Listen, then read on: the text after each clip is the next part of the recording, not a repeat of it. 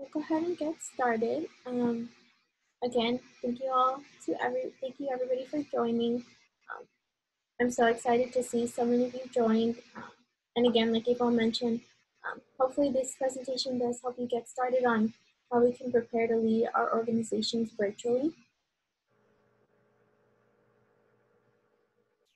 So just to kind of start off, this is the team that works exclusively and really hard for all of you. First off, we have Mallory Bayan. She is the Assistant Director for Student Organization Services, Fraternity and Sorority Life, and the Terry Program. We also have our coordinator, April Reza. She just introduced herself to you all right now. And then I forgot to introduce myself to begin with. My name is Adriana Villegas, and I'm a Student Organization Services intern. And on the call, we have Joanna, who is the other Student Organization Services intern. Hello, everyone. So we're the ones who are sending you emails, answering your MyTracker requests. Essentially, any contact you need from the SLC, we are your people. So just part of the things that we offer as a team is office hours. These are open to all members and advisors. We hold these Mondays, Wednesdays, and Fridays via Zoom. And you don't have to have an appointment. You can simply join on during those different times during the week. But if for any reason those days and times do not work, you can go ahead and email us and you can set up a meeting at the time that works for you all. To find the link, you can they're on our SLC website under the SOS section on SOS resources. So I think just first and foremost, the biggest thing I can suggest and highly encourage you all to do is not to panic. I can understand that as it is, leading an RSO can be challenging and has its moments as it is. But now that we're facing the fact that we may have to run our RSOs virtually, that might be a lot to come to terms with, I guess the best way to put it. Because there's so much unknown, like how are we supposed to be doing virtual social, virtual community service, virtual meetings, virtual professional development. So the biggest thing is don't panic, just know that you have the SOS team to help you along the way, and just knowing that we aren't the only kind of students having to go virtual. It's all the universities that are now going virtual that have to go through this. So just remind yourself that there's always somebody out there that can help you if you just do a quick Google search or anything like that. There's so many things out there that you can look towards. So I think the biggest question, and it's something that I even myself have asked, like where am I even going to start in terms of turning my RSO virtually? So the biggest thing, again, what I can suggest is research. You can look to see what other RSOs are doing, other UTEP RSOs, or you can look at, like, let's say you're a part of, you have like a national headquarters and things like that. You can see what those organizations are doing. You can look to see what other universities are doing. Just like we have our UTEP SLC account, all the universities across the US probably have some kind of student life or student affairs social media that you can look to see how they're running their programs, how they're promoting their programs, and just, again, there's always an example out there that you can go ahead and look to follow. Another thing is that we are commonly sharing MyTracker news articles with tips and tricks similar to the presentations we give. So let's say that you missed Joanna's MyTracker 101 presentation that you really wanted to catch. You can go ahead and check MyTracker within a couple days after the presentation, and it'll provide like a quick summary or a recap of the things shared during that presentation. And again, it's as simple as doing a quick Google search for how to do virtual events with tips and tricks. When I put together these presentations, that's essentially where I start. I also will just look up how to do virtual events for a college organization, or how can I do virtual socials. It's as simple as doing that. So it's pretty easy if you can even just start there. The next best thing you can do is meet with your officers. Again, you don't have to feel like you're doing this all alone. Most of you usually will have like an officer team that you can work with, and you all can just bounce ideas off of each other, do the research, section things off to be done amongst all of you. Also meeting with your advisor. they should be your contact and kind of like liaison between the university, so they can provide you feedback from like a staff or faculty perspective, and also just be more realistic with you on terms of your plans, like saying, is this doable? Is it manageable? Things like that. Also keeping up to date with campus updates, because we don't necessarily know what the RSO guidelines were going to be in terms of going virtual for the semester. So just making sure that you're always checking your email, checking the websites, and seeing those updates as they're released. And then also just a quick little advertisement moment. If you don't know where to start, these programs that we provide you all usually can provide you some best practices, some tips, platforms you can use. And then also just encouraging your whole officer team or people you feel that may one day become an officer, just so that they can learn all this information and keep it in mind for when they might need it. So just to kind of start off, hopefully open up for some conversation. I know we've been virtual for towards the end of the last semester, and we're virtual now. So how have you all been running your RSOs virtually? Like, what have been your biggest challenges or things you've seen worked for your RSOs?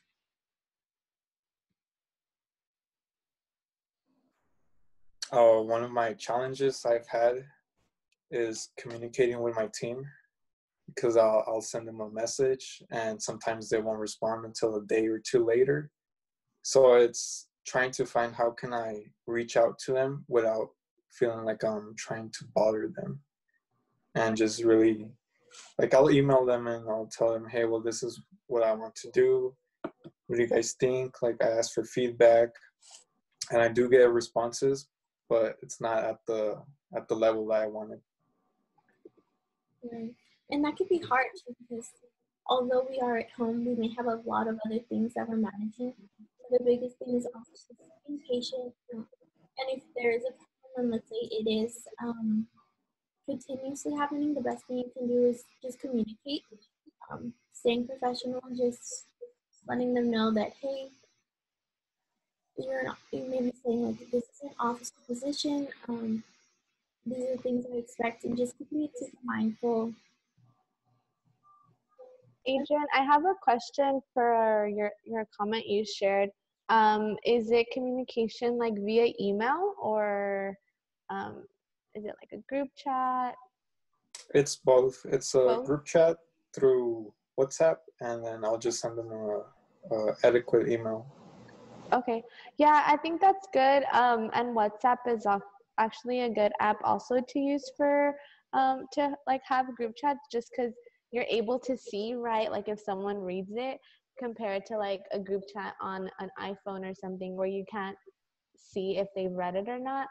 So I think just having those conversations marked just in case of anything, right, like that you attempted to communicate via like email, because it's time-stamped, and like through WhatsApp too. Those are really good just in case, right? We really wish those communication challenges, didn't exist and everyone was responsive to any questions that you may have, or just anything that you're working on.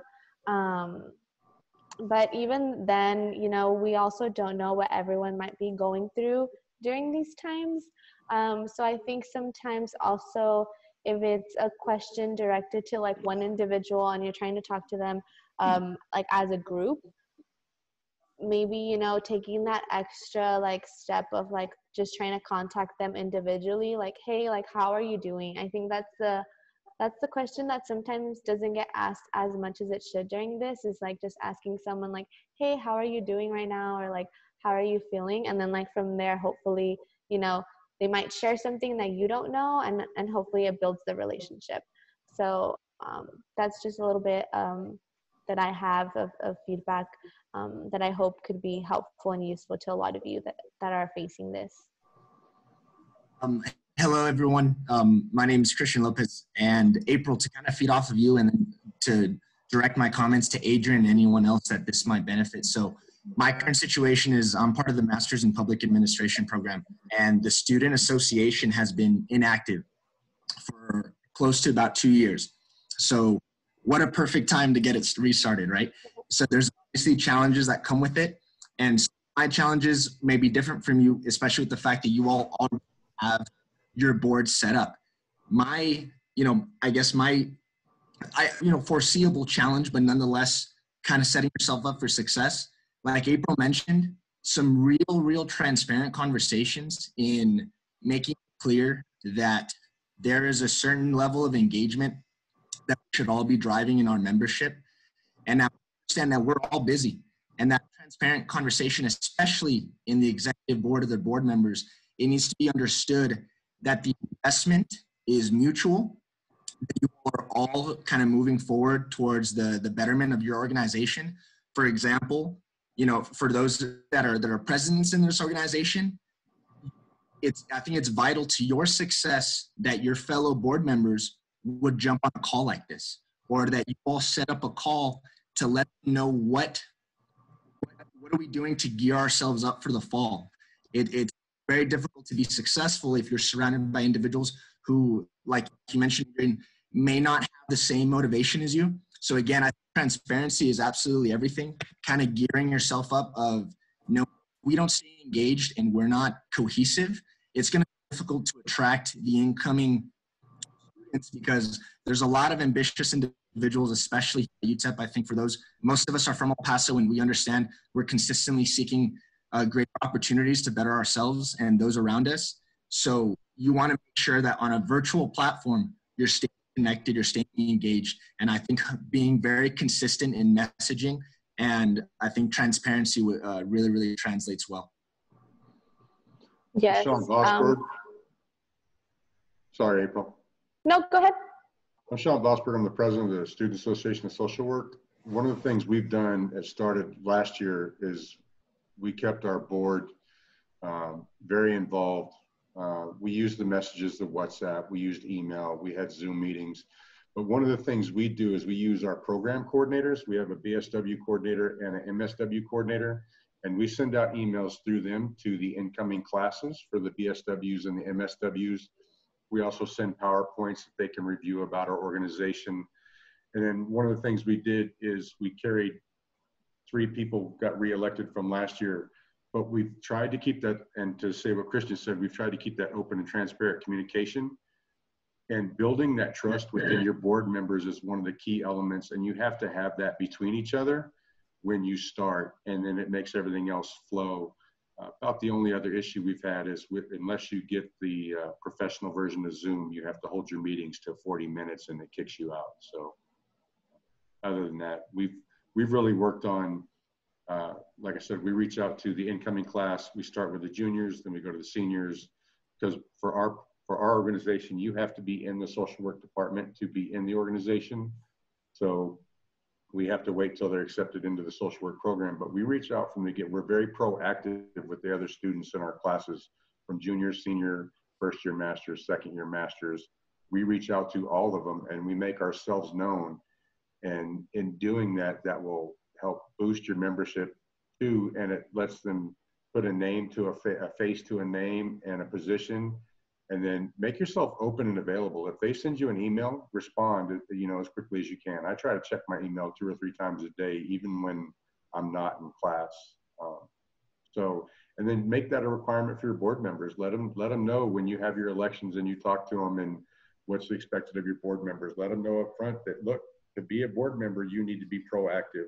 To be a member, be proactive. There's generally a reward, like our members earn a stole or a cord or something at the end of the year for doing the events we do. Just try to keep that self-accountability, and as well hold your members accountable as well. I think that's really good. I was going to, oh, sorry, did someone have something to share?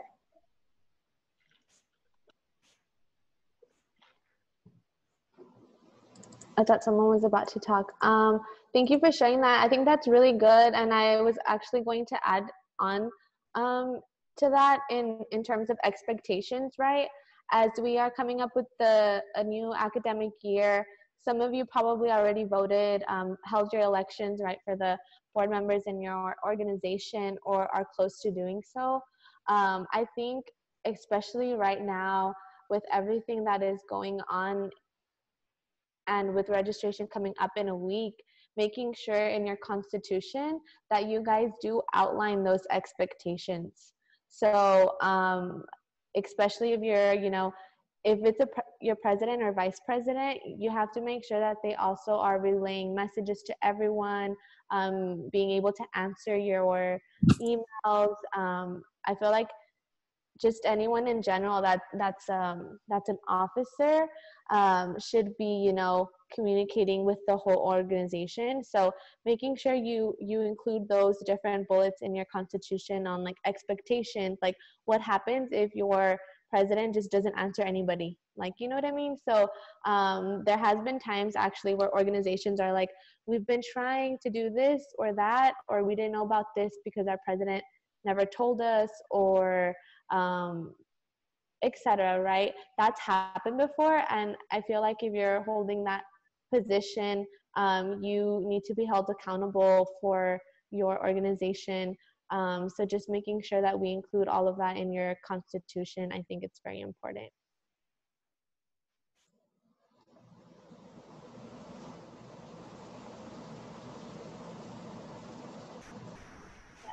Communication now more than ever is key in which way makes sense or works for your organization, whether that's through emails, through messages.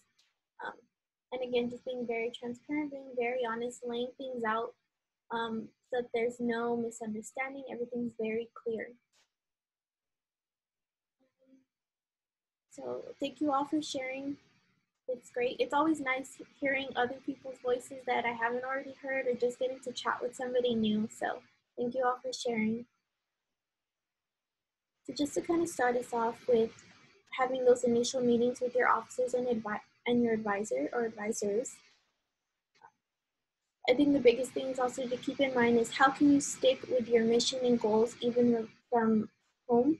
So there's still possibilities to make your events meaningful and useful to your members through having virtual events or looking into doing virtual community service. And then also keeping in mind, how are you going to continue to support your members? So this can be done through virtual socials, panels, workshops. Just again, taking the time to do the research and keeping in mind what you're trying to offer to your members and to the impact you're trying to have, whether that be to UTEP or our society. Team builders, more than ever, it's going to be very important to keep that sense of team amongst one another, whether that's, just keeping that connection, keeping that support system, which a lot of you had already touched on. And again, doing a quick Google search on the best virtual events or activities to be held for college students.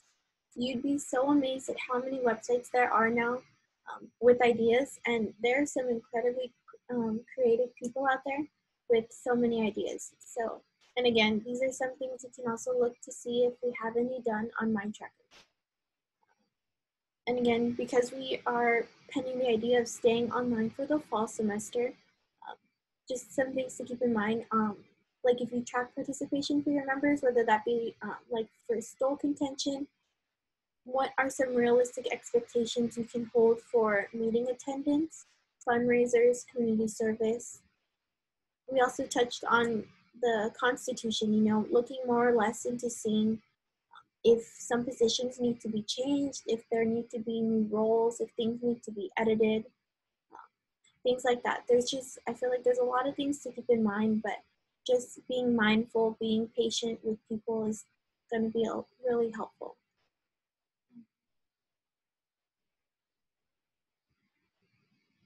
So advisor meetings, obviously your advisor should go ahead and serve your organization as a guide. They can give you perspective from a different viewpoint, given that they may not be a student.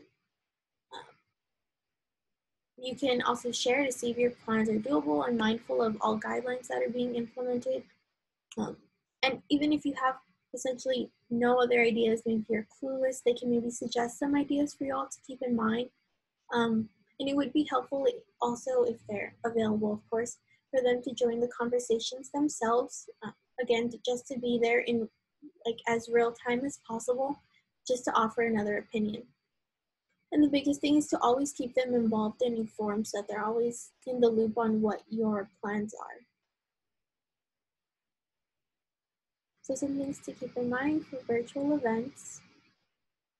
Some platforms that of sharing, Zoom, which is the one you're all right now, like they mentioned, it is free for 40-minute meetings. So if you're able to time it, keep in mindful of the time. The Zoom might be better for you. But if you're looking to have more unlimited time meetings, I left it in the chat as well.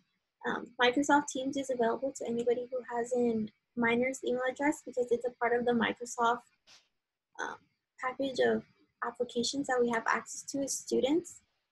And it connects really well with Outlook. So if you create a meeting, you can go ahead and share the meeting invite and everybody can save that to their Outlook calendar. Some content to keep in mind for meetings. You can keep on having your general meetings as best as you can virtually. You can still have professional developments, whether that be panels, you bring in somebody to just talk. Those are things that are all very possible, even virtually. And again, team builders. There's so many things you can do, just like icebreakers or meaningful activities that you can look up that are easy to facilitate through virtual meetings. And then also socials. I'm sure everybody's already heard or participated in, but there are Netflix watch parties where everybody can get on to their Netflix account and watch a movie at the same time off of their own respective computer. You can also have Zoom parties. I've seen from different universities that they have talks on random topics, like just to, I guess, open up conversation, have some communication amongst people that you haven't gotten the chance to speak to. And again, the biggest thing is that all virtual events can still be meaningful and useful even if they are from home.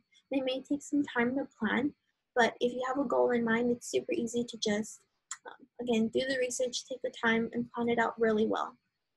Something I've done to kind of get ideas to see what other universities or other people are doing in terms of programming or for their student organizations are looking on Facebook to see what kind of groups there are out there. I'm in one right now that shares virtual event ideas for communities. So it's a big group of people all across the US that just drop their ideas of everything they're doing, and you'd be amazed at how much information there is out there. So again, just looking for all those ideas and looking again to other people for that support. So I think this is probably one of the biggest ones that I've personally have come to do my research on. I am a part of an RSO and I am an officer, so this is something that I've really taken the time to look into to see how we can still be giving back even from home. Again, there are so many different opportunities to get back virtually. I was expecting my search for agencies or organizations that were in need of help to be super scarce and limited, but you'd be amazed. Again, a quick Google search revealed so many websites of ideas of all the different organizations again or agencies looking for help. There's United Nations volunteers, Catch a Fire, Smithsonian Digital Volunteers, Translators Without Borders. These are just some off the website that I got those for. There was like a list of 50. They all list what they're looking for, the volunteers they're in need of. So again, there are so many different causes that you all can still support, and it'll still be just as meaningful as if doing, sorry,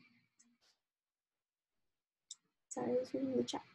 They'll be just as meaningful as if we were in person as well. It's also worth calling our local agencies, local organizations, seeing what kind of support they need and how you can still help remotely or being mindful of all social distancing guidelines. So I think we kind of touched on this already, but as we move towards looking at a new semester for the fall, how do you think virtual involvement will affect your members? And what are some things just initially that you think will have to be, like adjustments that will have to be made to best serve them?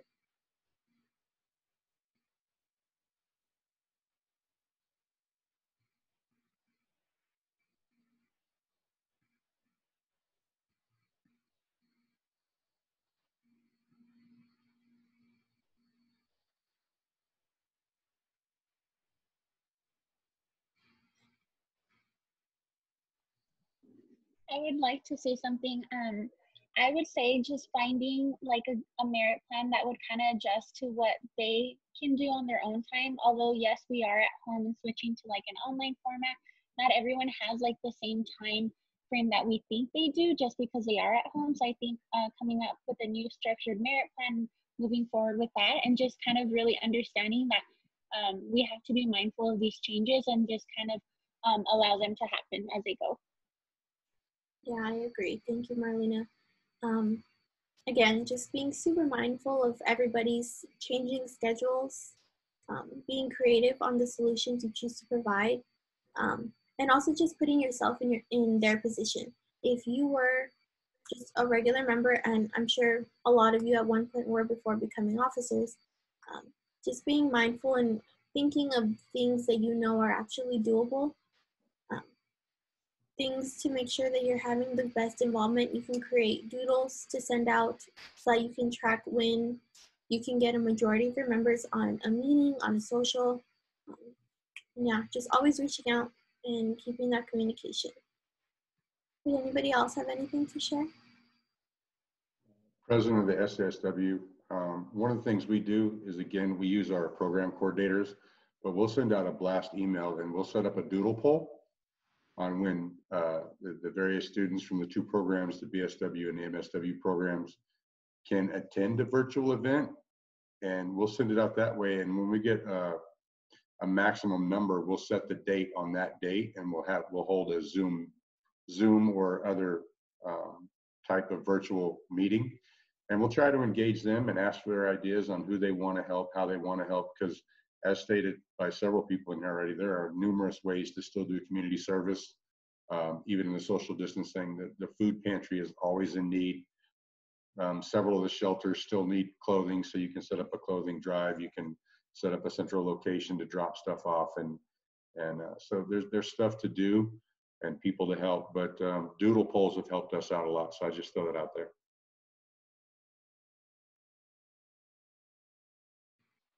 I was on mute. So again, just kind of mirroring Sean, Doodle is probably one of the easiest websites to use in terms of trying to schedule and get an idea when everybody's available. There's also SurveyMonkey, or you can create a Google form, things like that.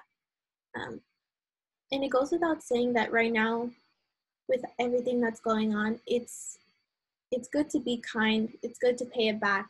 So just looking to see where, if you have the means of helping out, being generous to other people, go ahead and take advantage of doing so.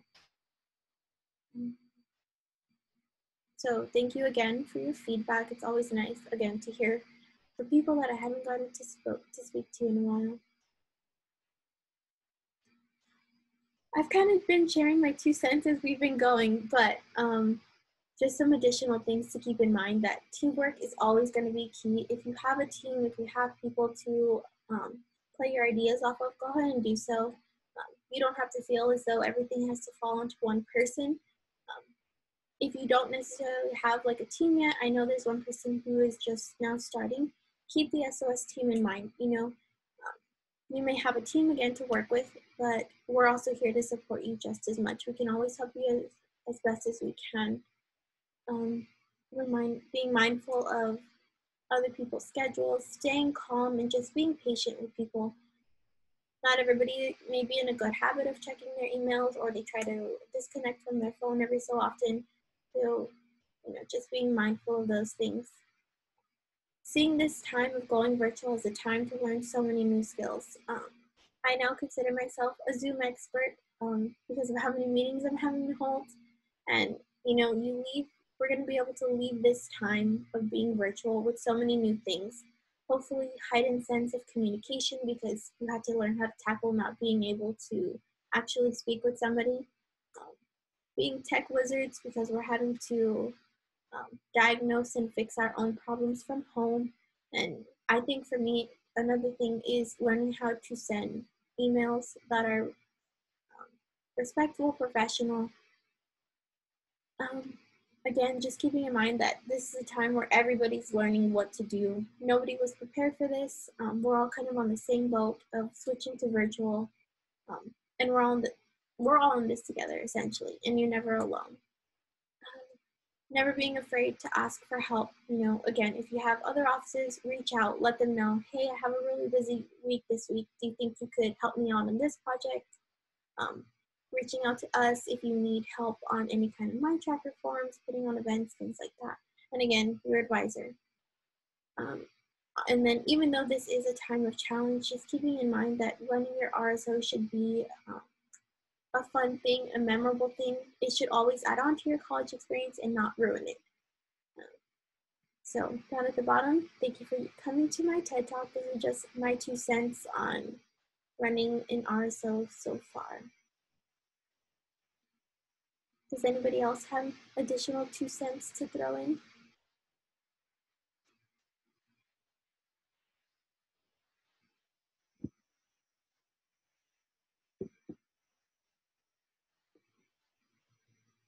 I think throughout we've gotten a lot of 2 cents. So if at any point anybody has anything worth or mentioning, go ahead and chime in. So just keep in mind, we do have more SOAP sessions coming up. We have our last one on the 22nd, which will help prepare you all for fall 2020 registration. We will have more SOAP programming during the fall, so go ahead and stay tuned for those dates and topics. We have Joanna's program, MindTracker 101, if she wants to speak a little bit on that. Hello, everyone. Yes, so we have 2 remaining MindTracker 101s, one next week and then 2 weeks after that. So we're super excited. We'll be talking about roster organization and management, just tips and tricks on how to make that efficient for your organization. So I'd really appreciate it if you guys joined. I think it's going to be super fun. And thank you all for joining this one. This is a really good turnout. Adriana did a really good job. Thank you, Joanna. So my program of SOAP and Joanna's of MindTracker 101 kind of go hand in hand, giving you best virtual tips and tricks, especially because going digital and going virtual, MindTracker is probably going to become your best friend because it's going to be the best way you can schedule your events and send that out to all of your members. You can manage your roster and just other features that MindTracker has that you all can utilize. So some announcements. If you haven't submitted your SOAR for your RSO, please do so as soon as possible. It is something that must be submitted and it's super important to the team as we use this to generate a larger report on all student organizations. Re-registration opens up next Wednesday on July 15th. The priority deadline for this to be submitted is September 9th with a final deadline of September 30th. You can see there that late registration will result in a $50 fee. And if you are an already existing student organization, you must re-register in order to remain active for the next school year.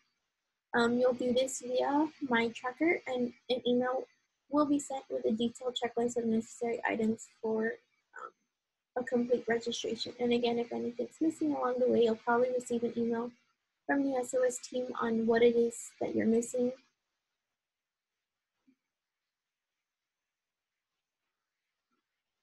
We do have— I was muted, sorry.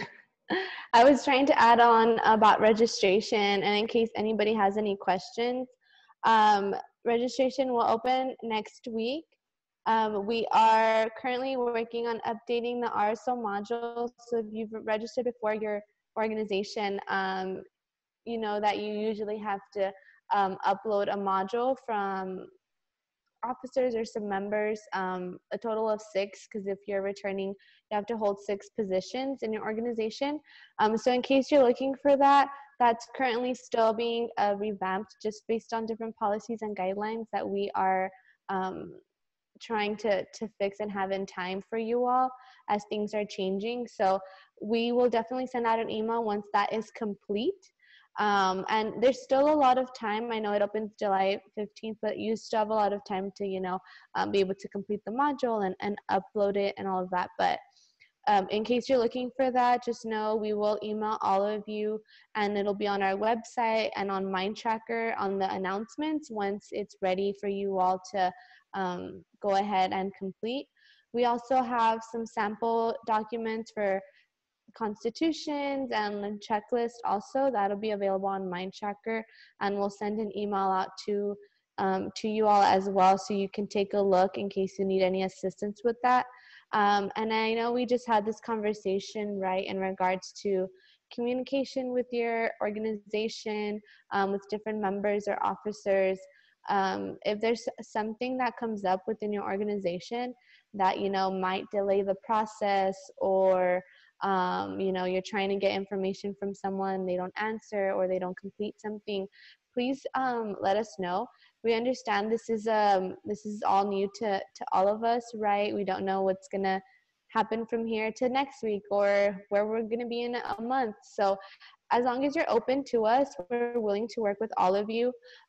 Just make sure you email us at sos@utep.edu, and we'll do our best to help you. We don't want to find anybody. We want to make sure you all are still active with whatever members are willing to work with you all and stay engaged during the fall semester, because I know it will look different, right, as we're all online, and it might be a little bit hard. So yeah, just I guess my biggest thing is making sure that you all are open with us and address any issues to us that we can, you know, help you out, because we're here to help you out, rather than, you know, just trying to not let people register and create all these fines. That's not what we want at all. So yes, please email us at sos@utep.edu if you have any questions. Thank you. Next, another means of staying involved and making sure that you're still being active and recruiting new members is that we do have live NSO sessions that are ongoing. These are sessions in which new students can attend and hear more about your student organizations. To participate, all you need to do is to sign up for the hub first. We have the 16th, 23rd, August 6th, and July 30th, and these sessions are from 3 to 5. So if these are something you're still looking into or looking to participate in, go ahead and do so. It's as we have more students join on, it's going to be super useful to help you all essentially like virtually table with these new students. One more announcement that I failed to include there is I'm going to go ahead and send a link in the chat. It should be there now, of an assessment for this program. It's a super quick survey just to kind of gauge how this program went, and also getting feedback from you all on programs you'd like to see. We're currently in the stages of planning our full programming, so any ideas you might have, we can go ahead and use to make sure that we're providing you all with programs that you want to see. So thank you for that. Some upcoming events that we have. We have the StrengthsFinder workshop on July 9th, where you can register on Campus Edge. That's a program where you'll learn your top strengths and how you can best utilize them for yourself. We have a program from the Counseling and Psychological Services. Their program is Social Distance Doesn't Mean Social Isolation. So that's a good open conversation to have. These are just two of the events that are coming. You can check out more events on our social media or on our Minors on Monitors website. There's the link down there below. It's updated super frequently, so you'll always have the most updated information on programs. And again, for any kind of questions, any kind of assistance, we are here for you all. You can always email us at sos@utep.edu. We do ask you just stay up to date on all campus announcements. They get sent to your email, or you can also check the university's website there.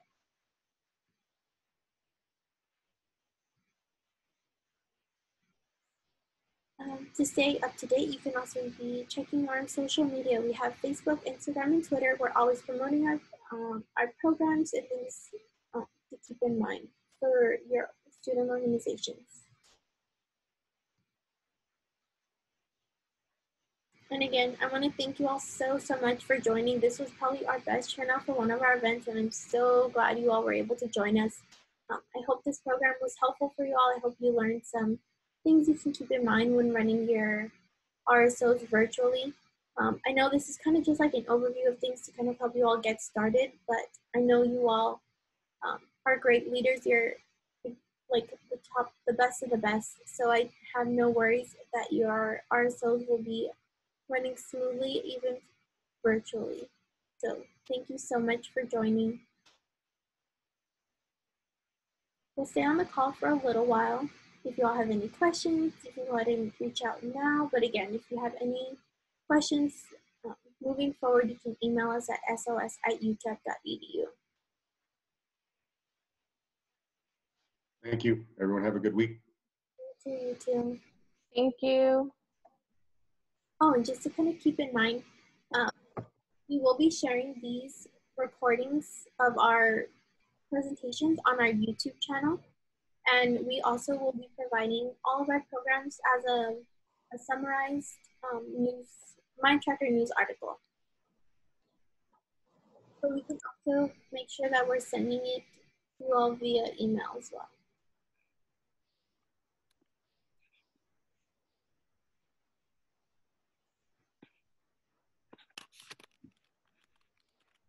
Thank you all. Thank you, All everyone. right, take care, everyone. Thank you. Take care.